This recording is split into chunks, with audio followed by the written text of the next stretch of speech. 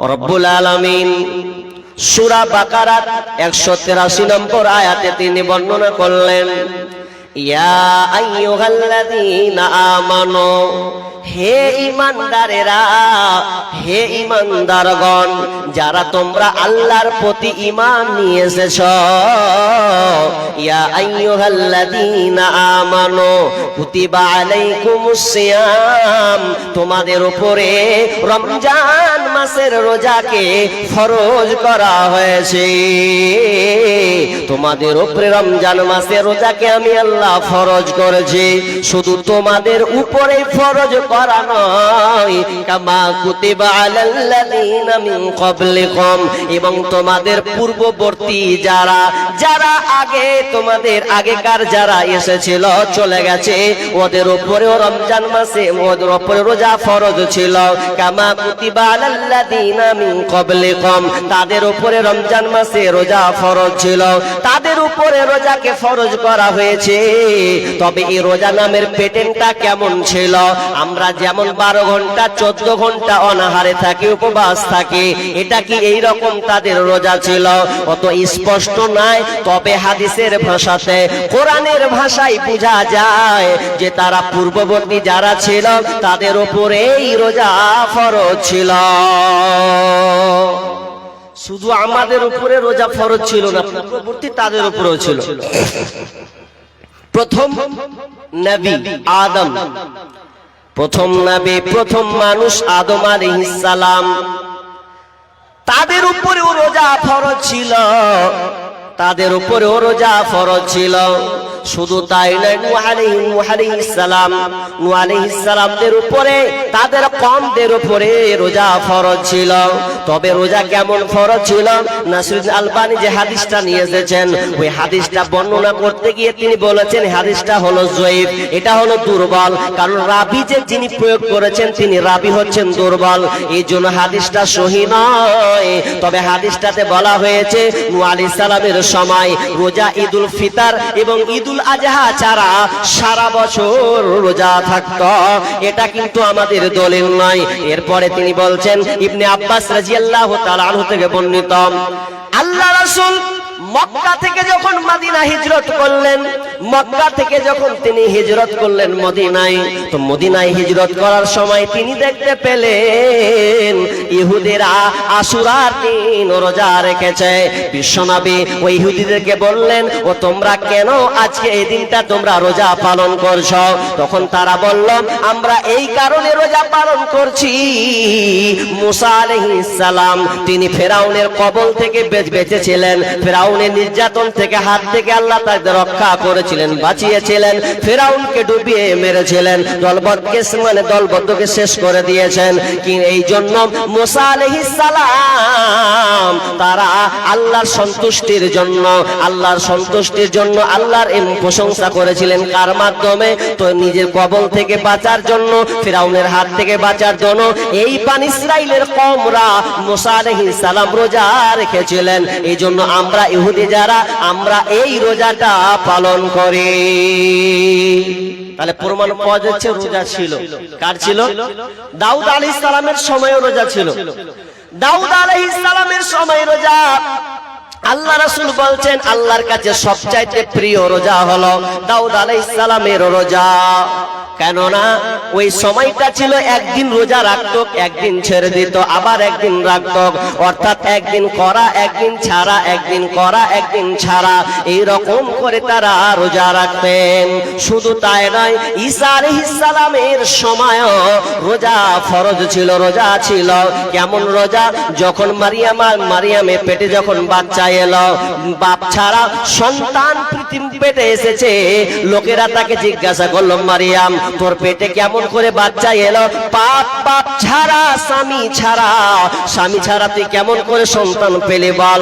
আল্লাহ সুবহানাহু ওয়া তাআলা মারিয়ামকে শিখিয়ে দিয়েছিলেন, যখন তোমাকে প্রশ্ন করবে তখন তুমি বলবে, ইন্নী নাযারতু লির রহমানি সাওমান, আমি রোজা আছি, আজকে থেকে আমি রোজা আছে ফালানুকাল্লিমাল ইয়াউমা ইনসিয়া। আল্লাহ সুবহানাহু ওয়া তাআলা শিখিয়ে দিলেন যখন লোকেরা তোমাকে জিজ্ঞাসা করবে বলবে আমি রোজার মানত মেনেছি, অতএব আমি কারো সঙ্গে কথা বলবো না। পূর্বে রোজা ছিল কিন্তু রোজার প্যাটার্নটা আমাদের মতন নয়, একটু ভিন্ন ছিল। যেমন দ্বিতীয় হিজরি শাবান মাসে রমজান মাসে রোজাটা ফরজ হলো, তারপরের বছর কি হলো রমজান মাসে নিয়ে আসা হলো। কিন্তু যখন নিয়ে আসা হলো তখনও কিন্তু রোজা আমরা যেভাবে রাখছি এরকম ছিল না। বুখারীর হাদিসে বারা ইবনে আযিব রাদিয়াল্লাহু তাআলা আনহু তিনি হাদিসটি বর্ণনা করছেন কি যে নবীর সময় প্রথম কালে রোজার প্যাটার্নটা কেমন ছিল, আমরা যেমন বর্তমানে রাখছি এরকম ছিল না। কিরকম রোজা ছিল জানেন? মানে ইফতার করে না হলো, ভালো করে বুঝবেন, ধ্যান দেন এদিকে। ইফতার করে না হলো তো ইফতার করে নিল, আবার ইফতার করা থেকে নিয়ে একদম এসা পর্যন্ত একটা সময়, এই সময়ে খাও, এই সময়ে স্বামী স্ত্রী মিলন করো, কিন্তু তারপরে যদি স্টেপ পার হয়ে যায় তাহলে ওর রোজা থাকবে না।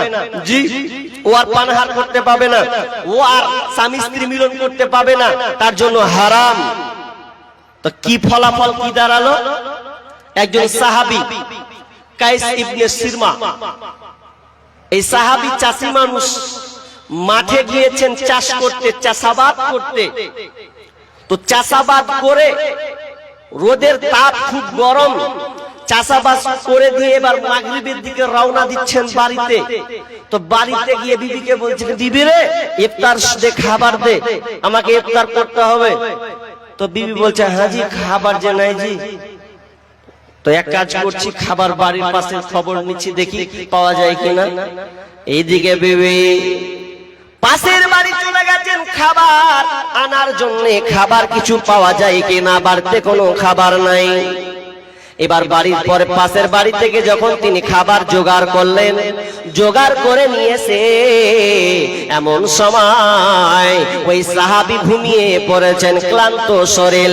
যেমনই ঘুমিয়ে পড়া, বিবি বলছেন, স্বামী আমার, হায় হায় হায়, তুমি কেমন কাজ করে দিলে, ও আমার স্বামী, তুমি ঘুমিয়ে গেলে তার মানে তো আর তুমি খেতে পাবে না, তোমার দ্বারা আর খাওয়া যাবে না, আবার পুনরায় তোমাকে তারপর দিন খেতে হবে। মানে প্রায় 48 ঘন্টা তার হয়ে গেল, 2 দিন হয়ে গেল, মাগরিবের খাবার ইফতারি খেতে পারলো না, ঘুমিয়ে গেছে।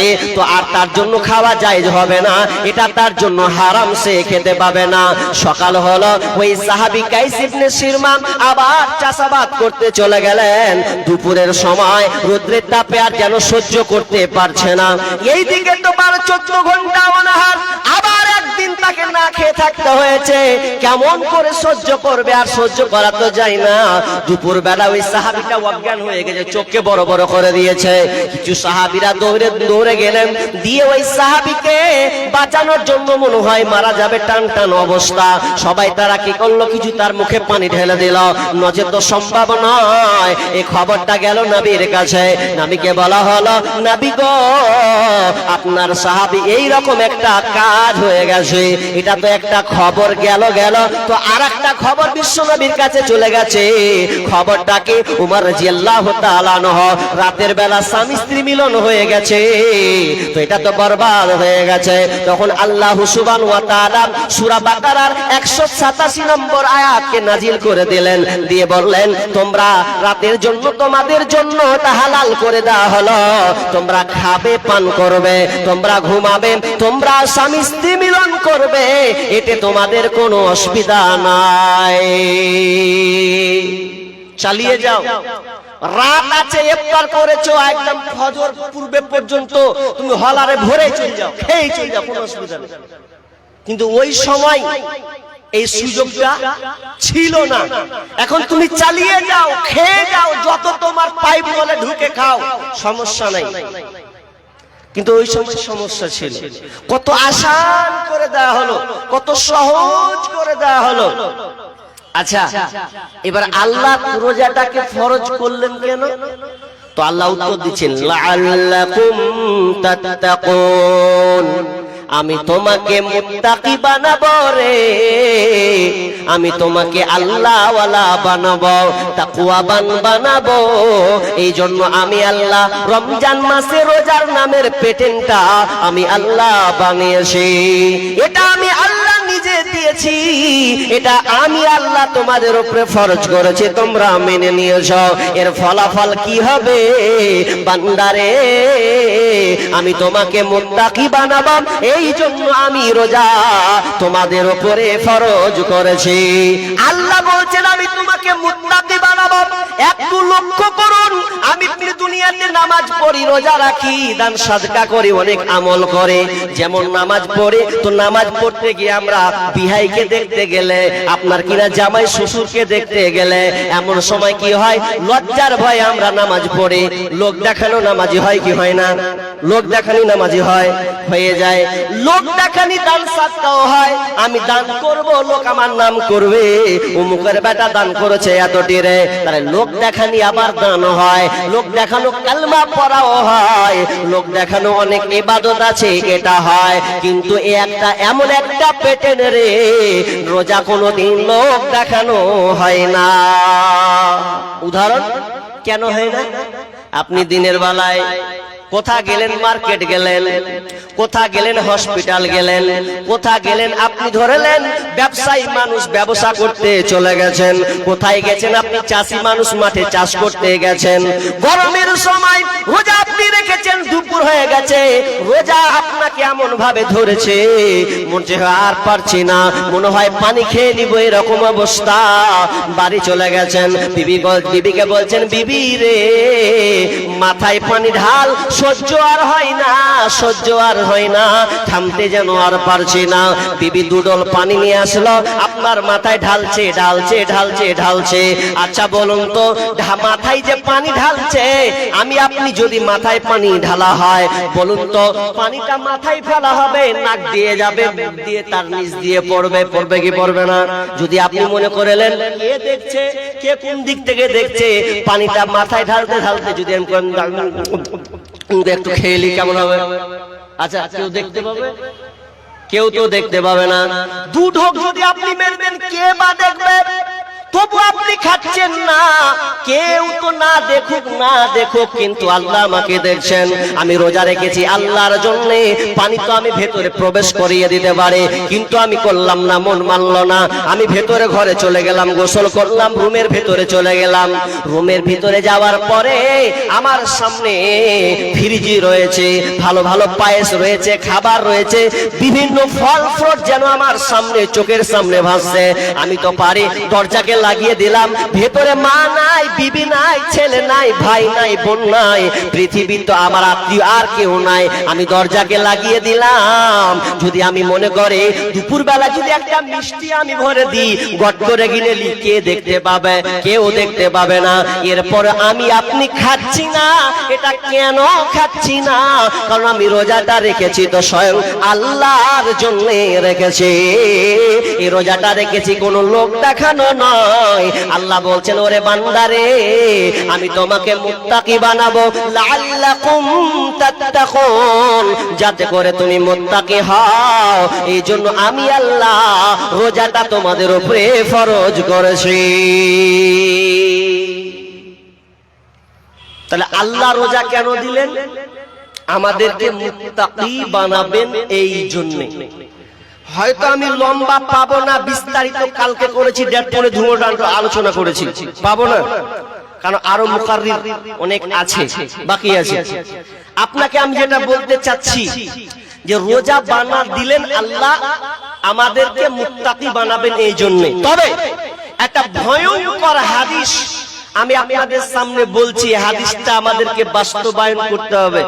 কারণ একটু আগে উদাহরণ দিলাম, আপনি রোজা রাখছেন আল্লাহর জন্য, কিন্তু যদি আপনার মধ্যে দুটাই জিনিস গোলমাল ঢুকে যায়, তাহলে কিন্তু আপনার রোজার পাংচার হবে, রোজা আর রোজা থাকবে না। দলিল দিব আপনাকে।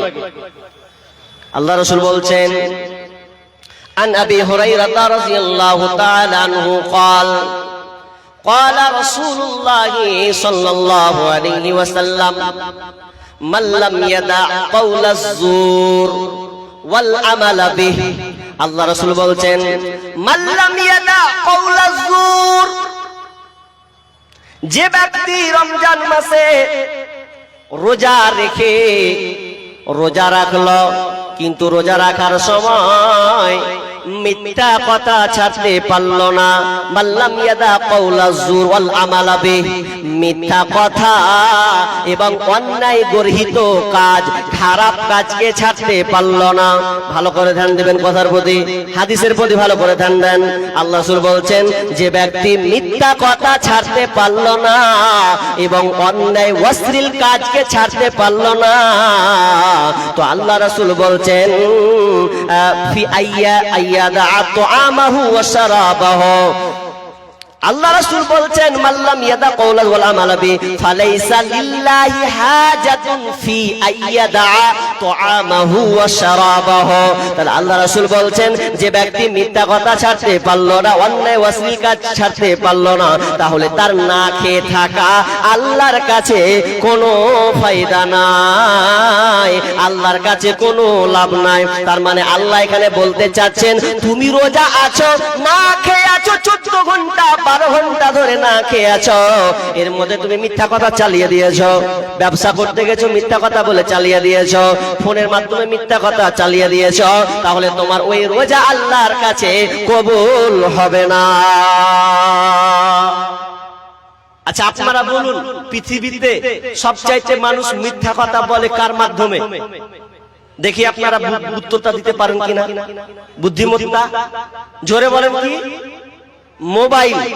আমার আলোচনা শুনছেন ভাই? শুনছেন এদিকে আলোচনা? ভালো করে ধ্যান দেন।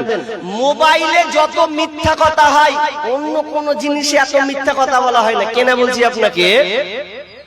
আপনাকে কেউ ফোন করলো, হ্যালো, হ্যাঁ জয়দুল কুন্ডে আছিস, ধরুন ওকে একটা ইটাহার আপনি কাটিহার পাঠাবেন, কাজ আছে খুব গুরুত্বপূর্ণ আর ও খুব পারে এটা, তখন ও বলছে মাল গোলমাল আছে, তাহলে আমাকে মিথ্যা কথা কইতে হবে। তো ফোনে কইছে আর কইস না বাবু, অমুক জায়গায় চলে এসেছি, পূর্ণিয়াতে চলে এসেছি, কিন্তু মাল গোলমাল। ও মোবাইলে মিথ্যা কথা বলে দিলে তুই ভাবলে জায়গা মনে হয় পূর্ণিয়াতে আছে, জি, কিন্তু কোথা আছে? কাঠিহারে আছে, তাহলে গোলমাল, মিথ্যা কথা। এত মিথ্যা কথা মোবাইলের মাধ্যমে হয় যে একটা ছেলে ফোন করেছে, এটা মানে বানানো কথা নয়, ও এখন একটা ছেলে আর একটা মেয়ে একটা সম্পর্ক হয়েছে, প্রেম হয়ে গেছে, তো ছেলেটা ওর একটা মনে প্রশ্ন জাগছে, যেদিনই ওর বার্থডে ফোন লাগাচ্ছি সেদিনই বাচ্চা কে কে করছে, তো ওর সন্দেহ হচ্ছে যে আমি কার সঙ্গে প্রেম করছি, প্রেমটা আমি কার সাথে করছি। তখন ওকে একদম প্রশ্ন করছে, যাতে সন্দেহ না করে প্রশ্ন করে ফেলি। তখন বলছে জান, তোমাকে আমার একটা প্রশ্ন করার ইচ্ছা হচ্ছে। কি প্রশ্ন?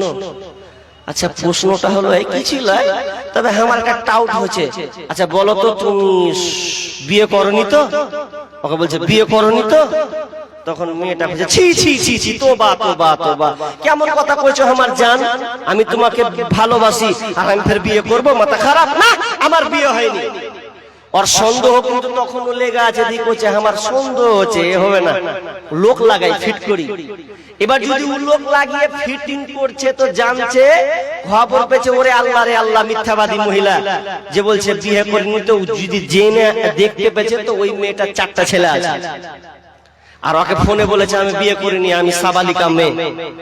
মোবাইলে কত ধোকা জিনিস, জি, খুবই ধোকা, এত ধোকা যে বলার কথা নাই।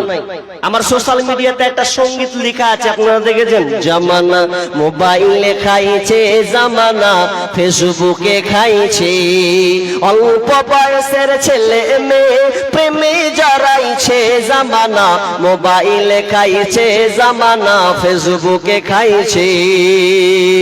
সকাল বেলা বাবা বলে যাস রে কোথায়, বাবার কথা শোনার মতো সময় যে আর নাই।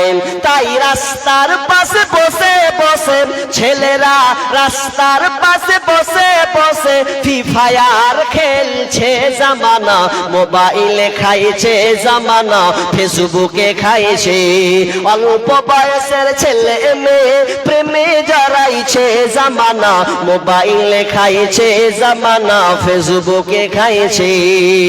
বিবাহিতা মেয়ে যখন ফেসবুকে ঢোকে, ওরে হ্যান্ডসাম ছেলে দেখে সে তো প্রেমে পড়ে। বিবাহিতা মেয়ে যখন ফেসবুকে ঢোকে, হ্যান্ডসাম ছেলে দেখে সে তো প্রেমে পড়ে।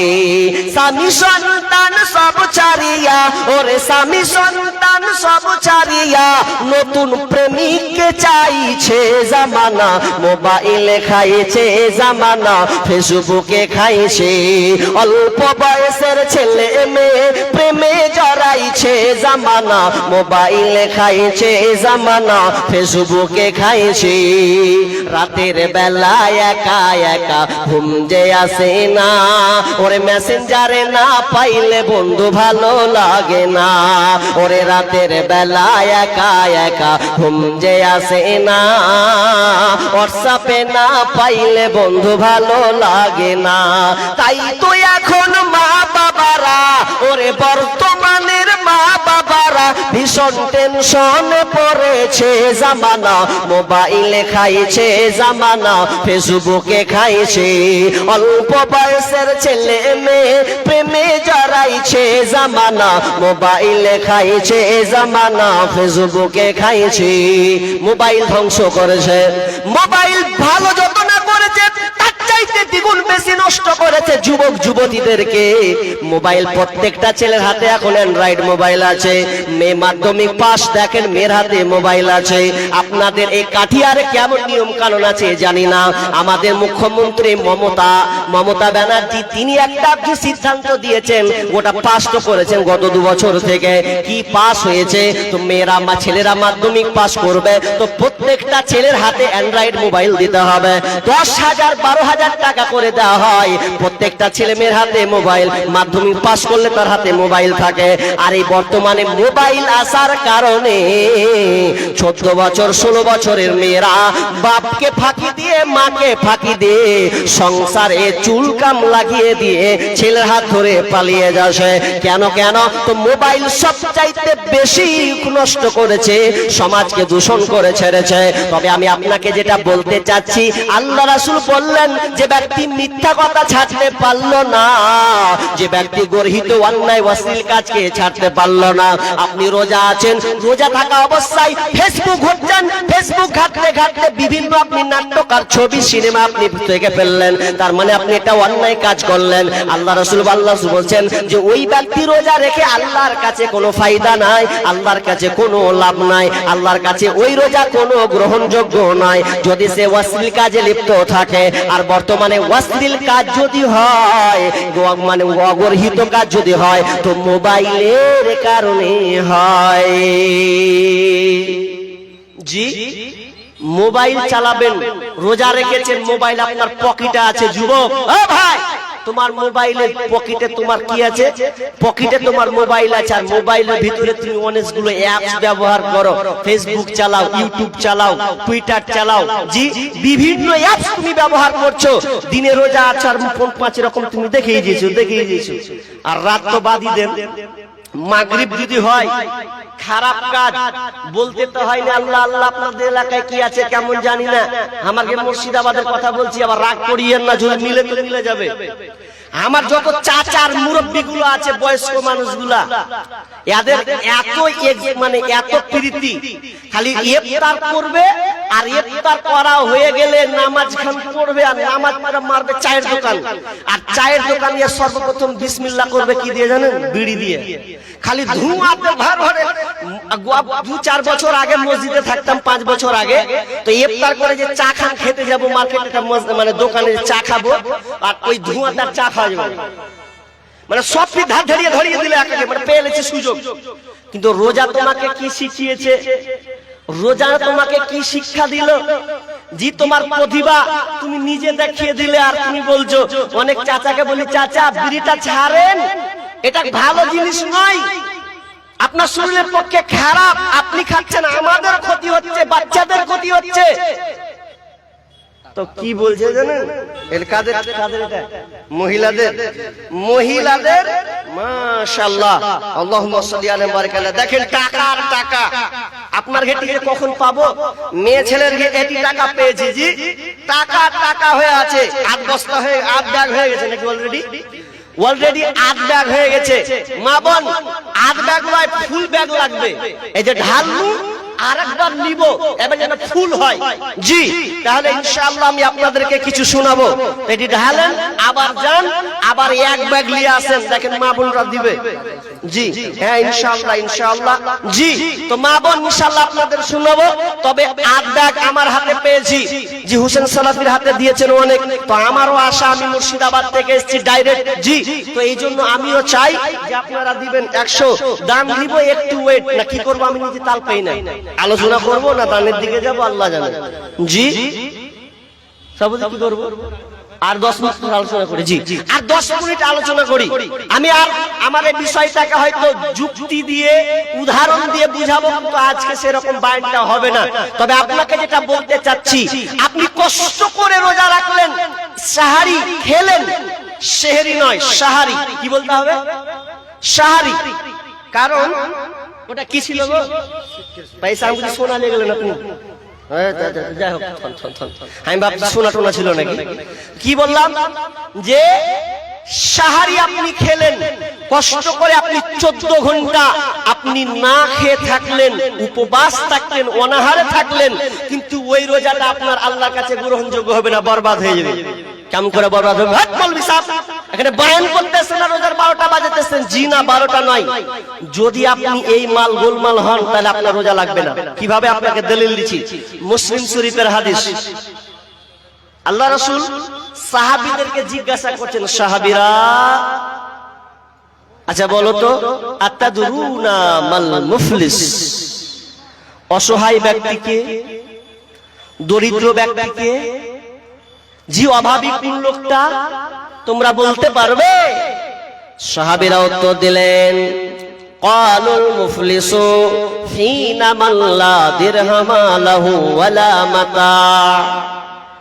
সাহাবীরা বললেন, ইয়া রাসূলুল্লাহ, অসহায় ওই ব্যক্তি, গরীব ওই লোকটা, অভাবী ওই লোককে বলা হয় যার টাকা পয়সা নাই, ধন সম্পদ নাই, ওই তো হলো গরীব। গরীব আবার কে হবে?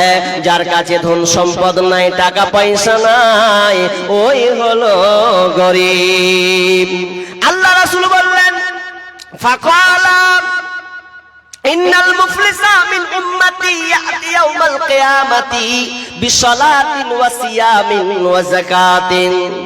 বিশ্বনবী বললেন, শোনো, অসহায় ওই লোকটা, অভাবী ওই লোকটা, যে আমার উম্মতের মধ্যে, আমার উম্মতেরই মধ্যে অভাবী ওই লোকটা, যেই লোকটা কিয়ামতের ময়দানে, কিয়ামতের দিন নামাজ নিয়ে দাঁড়াবে, রোজা নিয়ে দাঁড়াবে, জাকাত নিয়ে দাঁড়াবে, এক কথায় বিভিন্ন আমল নিয়ে সে দাঁড়াবে, কিন্তু এমন অবস্থায় সে উঠবে, ওই লোকটা কাউকে অন্যায় ভাবে গালি দিয়েছে, কাউকে অন্যায় ভাবে মেরেছে, কারো অন্যায় ভাবে কাউকে গীবত করেছে, পরনিন্দা করেছে, পরচর্চা করেছে, কাউকে হত্যা করেছে, কারো জমিকে দাবিয়ে নিয়েছে, 1 ইঞ্চি 1.5 হাত 1 হাত 10 ইঞ্চি করে জমিকে দাবিয়ে নিয়েছে। তো ওই লোকটা কি হবে? যতই সে হাজি হোক না কেন, তার ডিগ্রি হাজি হজওয়ালা ব্যক্তি হোক না কেন, যত বড় নামাজির বেটা নামাজি হোক না কেন, যত বড় দান সাদকাওয়ালা হোক না কেন, যদি লোকটা কাউকে গালি দেয়, কাউকে আপনার প্রহার করে, কাউকে হত্যা করে, কারো গীবাদ করে, পরনিন্দা করে, তখন কি হবে? পাওনাদাররা দাঁড়িয়ে থাকবে, ফেরেশতারা একটা ফয়সালা ফায়সালা করবেন। আল্লাহ তাআলা ফেরেশতাদেরকে বলবেন ফায়সালা কর তাদের উপরে কি হবে। নামাজি নিয়ে দাঁড়িয়ে আছি, রোজা নিয়ে দাঁড়িয়ে আছি, দান সাদকা নিয়ে, যাকাত নিয়ে দাঁড়িয়ে আছি। পাওনাদার কে? আপনি যাকে গালি দিয়েছেন ও দাঁড়িয়ে যাবে, আপনি যাকে হত্যা করেছেন ও দাঁড়িয়ে যাবে, আপনি যাকে যার গীবত করেছেন ও দাঁড়িয়ে যাবে। দাঁড়িয়ে বলবে দাও আল্লাহ হিসাবটা বুঝিয়ে দাও। তখন ফেরেশতা কি করবে?